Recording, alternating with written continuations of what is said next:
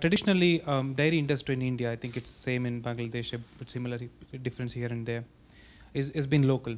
It's more cottage, where I have a milkman coming to our door-to-door selling milk, or let's say butter sellers or ghee sellers, whatever. By introducing such a mechanism wherein the industry like Danone comes and distributes the dairy products and industrializes the whole process, is it not a sort of a fear of losing the social industry by itself, the unorganized cottage industry, where many people and thousands of families may go out of jobs, may go out of the mainstream of their life? Have you thought about it? What's your management conclusion on this? That's the biggest question I have. I have no answer to this, and and I don't think there is an easy answer. It's your question is very interesting. It's the same question as when we went in October 2005 with Mohammed Yunus in a village to present our project to Grameen ladies, and there were 50 Grameen ladies. So Yunus started to explain who I was and what we would be doing and how great the product would be. It would have reinforced nutriments, like 30% of your needs every day for your kids, and it would be very low cost and blah, blah, blah. And it would be local, by the way. It would be one factory, very local, buying milk from the farms outside. And the first question we got was this one. One lady stood up and she said, my name is Yamina, and I'm a villager here. And today, what I do is that I am buying my milk from my neighbor. She was in the assistance as well.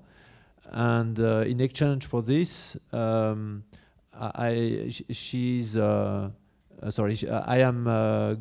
don't know, how do you say, I'm looking after her children, basically, no? When she's out with the cows, etc. So if I stop buying the milk because now I'm going to buy your product, how is going to be my deal with her? And this was exactly that question. It's, and frankly, this was 4 years ago. I continue to have the same question in mind, and I don't have a proper answer to that, which is that there is absolutely no doubt that by developing an economic activity, you impact the social network of a local community. So you could have, in theory, good answers, which is that let us at least make sure that the community can decide whether they want or not to go in this direction. Then you have, and let me start by saying that we don't do that.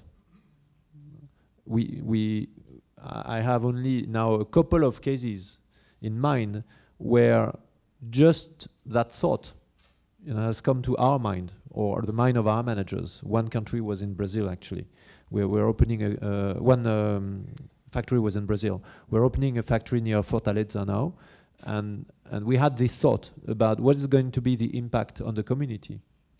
But still, this is going to be a small factory for us, but it is more than 15 million euros, which is a huge investment in the local community. So suddenly, it's pouring, you know, probably the equivalent of 10 years of GDP of this community of investment locally. And there is no doubt that by doing so, you are destroying, changing at least, and probably destroying part of the social ecosystem.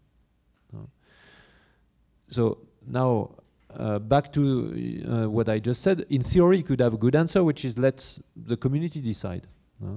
The fact is, you don't know what the community is. You don't know who is the leader.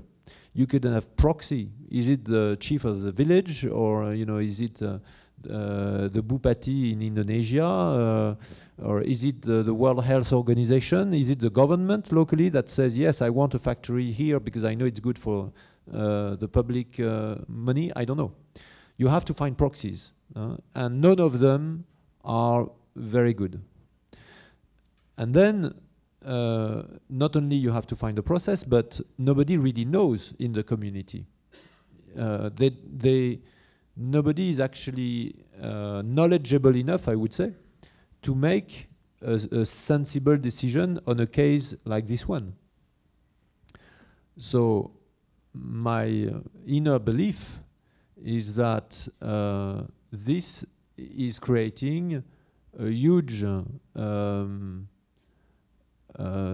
for me, I would say, social barrier to consider in a legitimate manner the ability of companies like Danone and others to establish business in societies or communities that are living in a very, very different manner than the one that we're living today. And we are not yet at the stage where we have a proper answer to this question, which, I'm sorry to say, goes even beyond this, because we have the same problem here anyway, which is, what do you do with competition? Here we are creating competition. In your case, we are entering, so we were not there and suddenly we are there. But what do we do with competition? Why do I compete? You know, each time I'm taking market share, I'm probably suppressing a job at my competitors. Why is this job less important than the job at Danone? Who has a good answer to this? So this is simply to say that at some point there is no doubt that you have to make your life simple, otherwise you just don't take decisions. But it's very clear that the scope of consciousness that I think as a manager you will face one day, and maybe you are already facing, is infinite. This is for you to choose where you want to put the limit, and nobody else can decide. But the chances is that if you have a very, very, very wide array of consciousness, it's unlikely that you will be satisfied in working for a big multinational company, unless you have one hope, which is to change it. But that takes time.